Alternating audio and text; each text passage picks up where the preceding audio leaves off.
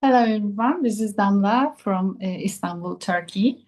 Since 2017, I'm arranging some tours to Urfa region, where Göbeklitepe and the other stone hills are. Stone mounds are kind of my special interest, and I kind of dedicate a part of my life to research about it, and I have a book about Göbeklitepe. So today, let's talk about the latest news about the stone mounds. In Turkish, we said Taştepeler. So from now on, I will say Taştepeler instead of the stone mounds. Here, here is my book, Göbeklitepe: The Mysteries of the Neolithic Era. And I have a brand, it's called Esoteric Tours, and I'm arranging some esoteric focused tours all around Turkey. Here is our roadmap for the presentation. At first, we will have a quick overview about the area, and then we will talk about Gobeklitepe, Karahantepe, Sayburç, Sefertepe, Çakmaktepe, Harbetsuvan, and other mounts. And this is the map where you can see the Taştepeler, and only 10 of them are excavated right now. They are Göbeklitepe, Karahantepe, Harbetsuvan, Sefertepe, Gürcütepe, Çakmaktepe, Sayburç, and also Mendiktepe, Yoğunburç, and Ayanlar, and also Gürcütepe. So, in 1963, Robert Braidwood and Halet Çambel pioneered surface surveys in the Urfa-Mardin region, and the excavation of Çayönü started after this survey. During the survey, they found Göbeklitepe, but they only saw the exposed tops of the megaliths, so they thought it is too monumental to belong to the Neolithic era. And then Çayönü excavation was started. And in 1990s, Nevallichori, another PPNB site, was discovered, and Harold Hauptmann excavated there for 5 years. But unfortunately, now Nevallichori is underwater. So here on the slide, you can see where is Çayönü. Çayönü is in Diyarbakır. It's a neighbor city to Urfa. But the thing is that Çayönü is closer to Tigris, and Nevallichori is closer to Euphrates. And these two places has different cultures during Neolithic time. So with Çayönü, we can have a glimpse of Tigris culture, and with Nevallichori, we will have a glimpse of Euphrates culture.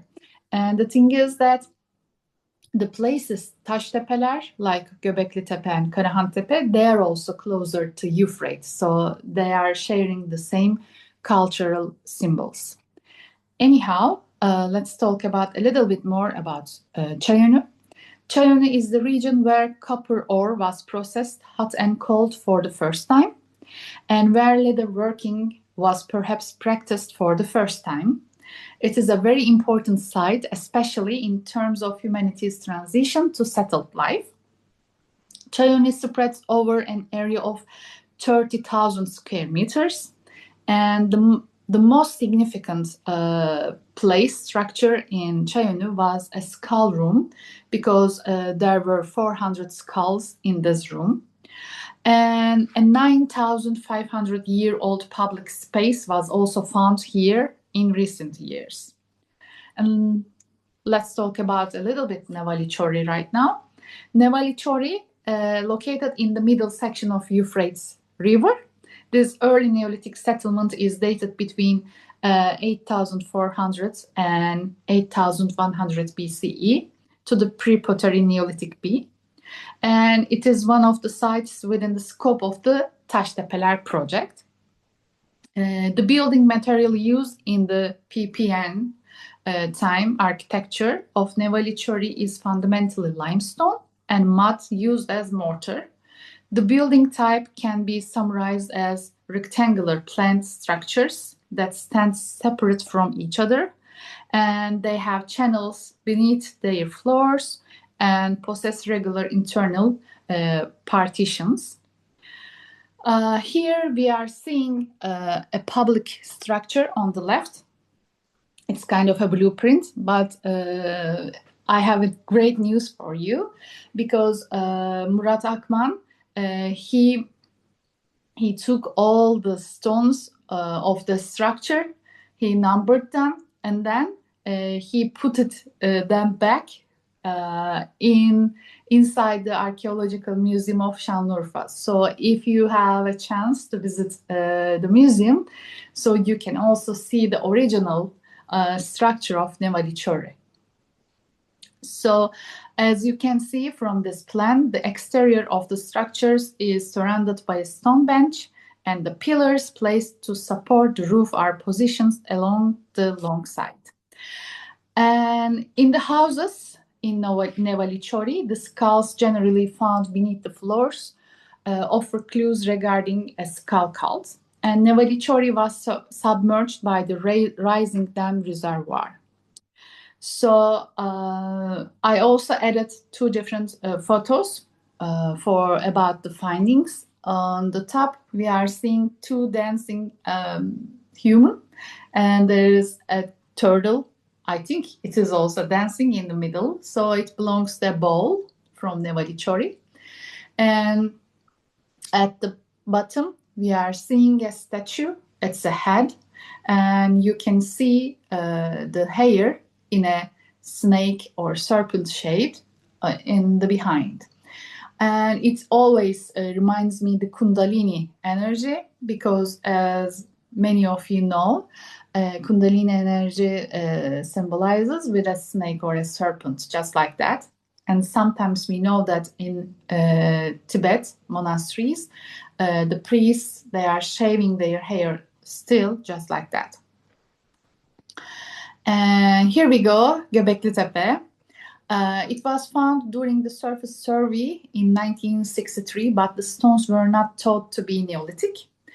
And then in 1985, the owner of the field, Gobeklitepe, Şavak, Mr. Şavak Yıldız, he found a statue with a huge phallus. So at first he was a little bit ashamed of it, and he tried to keep it in house. But later that he decided to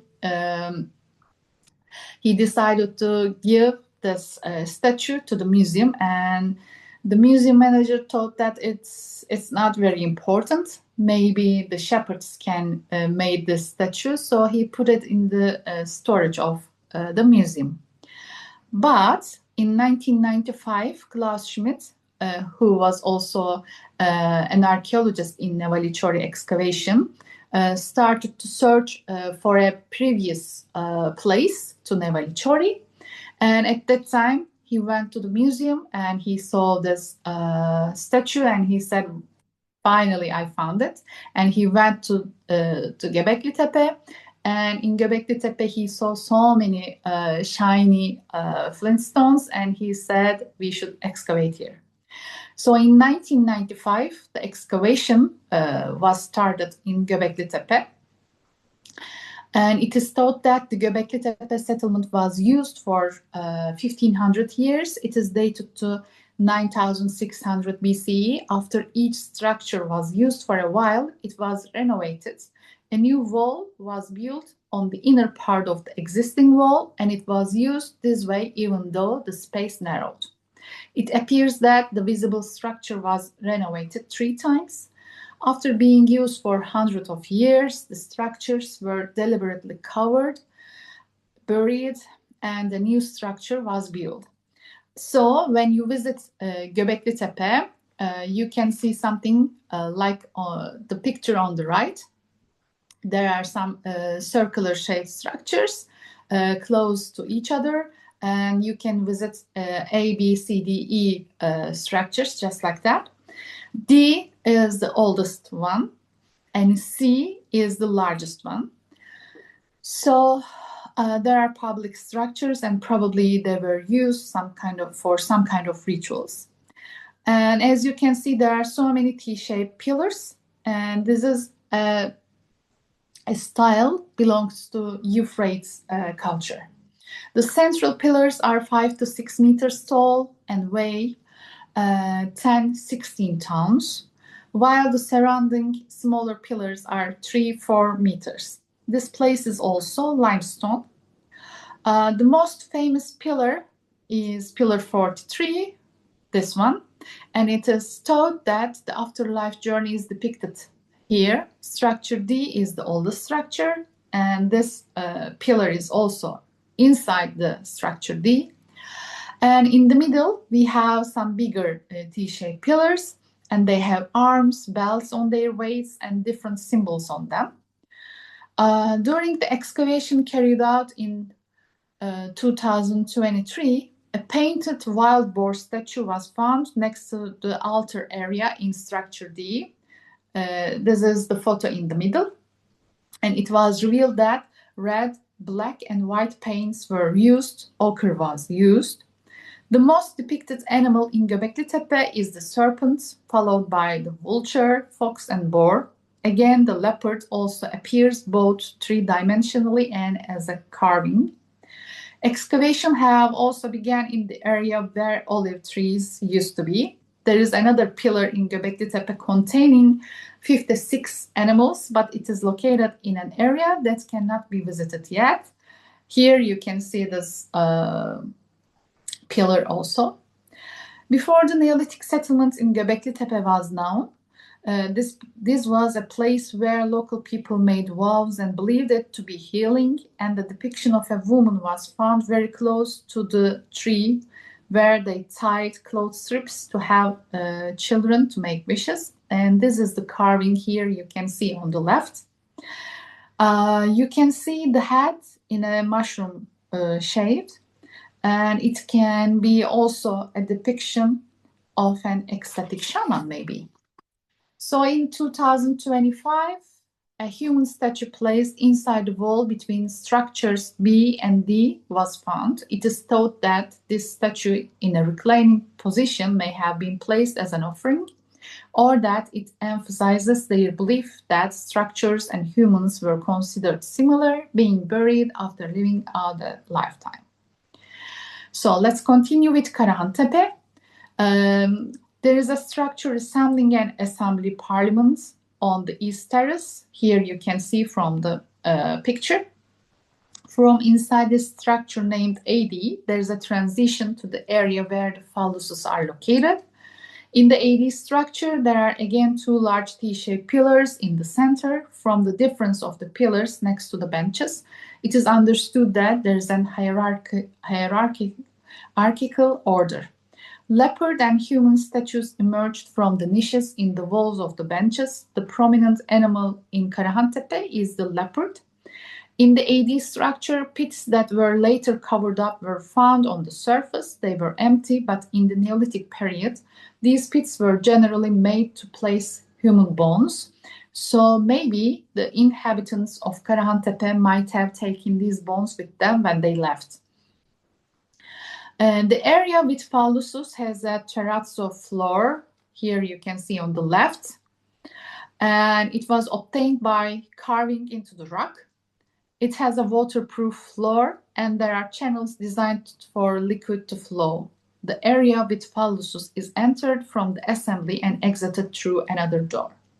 This is the general opinion. However, perhaps a male child entering through the other door was admitted to the assembly after an initiation ceremony in the area with phalluses, because we know from Ephesus that at that time during the Roman time, young boys, when they were 15, 16 years old, they were having some kind of ritual and they were welcoming to the assembly of the city. So maybe it's a similar process. Anyhow, right next to the assembly, there is also a large kitchen where offering sacrifices are thought to have been prepared. While this area was being buried, fox, gazelle, and bull skulls were deliberately placed into the kitchen structure. Numerous vessels, bowls, and trays were found in this kitchen. Some of these are chloride, and we know that chloride was mostly used for ritual purposes at that time.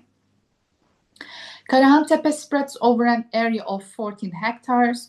It is dated to 9600 BC. It was used continuously for 1500 years, and you can observe the transition from a round plan to a rectangular plan in Karahantepe. On the west terrace, there is a structure resembling, here you can see the kitchen area, by the way, and all these vessels. Where is the other picture? Just a second, please. Here we go. On the west terrace, there's a structure resembling an amphitheater. Here, a step seating system is present and an altar area is located. Vessels were found in this altar area, and right next to it stands a 230 centimeter tall human statue. The ribs of the statue are prominent and its phallus is erect. The statue is thought to depict life and death together. Perhaps he is a faith leader who eats little, maybe. I don't know. Again, next to the altar, a vulture statue was also found. Here you go. There is the altar, this tall guy. And here you can also see the vulture just near to the soul hole in the middle of the altar. So this year, T-shaped pillars with human faces were found for the first time in Karahantepe. The face is located on the upper part of the pillar. Actually, two were found, but one is in the area open to visitors. This pillar is located inside a residential area. Additionally, a large number of batons were found. And also, there is another discovery. On the side, inside the amphitheater area, on the side where the benches are, a statue of a male boy was found. You can see on the right, standing as if watching the other 230 centimeter tall statue. So maybe the boy had some lessons about how to become a man. I don't know. It's just a theory. Furthermore, just like in all Neolithic settlements in Urfa, there is a cistern here as well. It is known that 27 cisterns could store 1,000 tons of water, and they had 27 cisterns in Karahantepe. A large amount of gazelle consumption is in question here.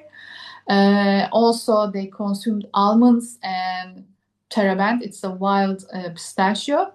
Were also highly consumed. There are also sheep, boar, fox, and bull bones, and some leopard bones also, but maybe they used leopards for rituals. And let's continue with Sayburç. Sayburç is dated to around 8700 BC. It was used for a much shorter period compared to Gobeklitepe and Karahantepe, because we thought it was only used for 300 years also. It draws attention with a depiction defined as the world's oldest animation, which you can see on the right. And it is on the bench wall. We see a depiction of a bull and a dancing human, followed by a human holding his phallus between two leopards. This area was also most likely a special public structure. The places where the T-pillars were placed in the middle of the area are still visible. A public space was also found on the other side of Sayburç, and there are also residences. One special area where skeletons were placed within the walls of the residences were found this year. So we found skeletons in Sayburç. We have 3 skeletons, if I'm not wrong, in Karahantepe, and only 2 skeletons in Gobeklitepe. Anyhow, additionally, a depiction of a human face emerged on a T-shaped pillar. Here you can see on the left, but this time it is located on the lower part of the pillar. And the discovery of the year in Sayburç was a statue depicted with mussel shells placed in its eyes, its lips sewn together, and its ribs prominent. This was also found in the public area on the side where the residences are. It is thought to most likely depict a death ritual, because we know that in Jericho they were putting mussel shells on the ice. So probably it is a representation of a death ritual. So let's talk about Sefertepe. Dated to 8500 BCE, this settlement area draws attention with its tiny animal and human-shaped beads and its skull room. The beads can be labradorite, basalt, jade, and limestone. We know that there was a two-step post-mortem process here. In the primary burial, the skull is separated from the body and left to the decomposition process. Then the flesh is cleaned and burned for purification. Subsequently, in some places, the skull is buried together with the large bones, while in other places, the skull is hung on pillars inside the structures. This year, a room containing 22 skulls was found in Sefertepe. Here you can see a leopard-shaped tiny bead. So it's saying that they were very good at art. And here you can see another bead with human face. And a public space emerged during the excavation in 2025. On the wall of this public space, two human faces were found, and you can see it from the left. Here you can see the skull room on the left, and on the right, a piglet was chiseled in the grindstone. Here you can see. So let's talk about Çakmaktepe. At first, we thought that Çakmaktepe and Mendiktepe, they were the oldest Neolithic settlements in the area, in Tepeler. So Çakmaktepe is famous about hunting. Together with Mendiktepe, these are the oldest known settlement areas. For now, it is dated to around 9800 BC. This place stands out for its hunting grounds. Fire had not yet been used in the residences at that time. But in Gobeklitepe, we know that they were using fire inside the residence. Large hunting grounds were prepared, animals were drawn into these areas, and they were subsequently enclosed there. We know that a stream passed through the hunting grounds, so the animals could stay here for a long time, and they hunted the animals here when needed. On a whetstone found here, 3 running male gazelle figures and arrows coming towards the gazelles are depicted. Here you can see this stone. And about Harbetsuvan. Harbetsuvan is a place very near to Karahantepe. So at first it was thought to be a satellite city of Karahantepe, but then it turns out that Harbetsuvan has contemporary structures with Mendiktepe and Çakmaktepe. So excavations are ongoing here. So I think this year we will have more information about Harbetsuvan. It is said that the tops of the structures were covered with materials such as brushwood, reeds, and wood, and that they were entered by descending with a ladder. So this is a fact for all the Tepeler, because people are saying that they didn't use any rooftops, but the archaeologist teams, they are always saying that they used some rooftops, and they were very good at engineering. So that they can build huge roofs for these places. And they were using like brushwood, reeds, and wood, so that we didn't have any rooftop for today from Tepeler. So, and I want to underline that in large structures, after being used for a long time, they are renovated by building a new wall on the inner part of the existing wall, and they continue to be used even through the space narrows. The assembly parliament structure in Karahantepe has 3 layers of walls in this manner. So when you visit Karahantepe, you can see it yourself. And the T-shaped pillars are also removed and added to the new wall. So actually, maybe it says that they were acting like these structures has some kind of soul, and they were also living creatures, because the how they behave to these structures is very similar how they behave to humans, so that they were burying their beloved ones and they were also burying the structures. So this is all from Tepeler right now, and I hope one day we can meet with you. Maybe one day we can arrange a Tepeler tour together. Have a nice day. Thank you for your participation. See you later.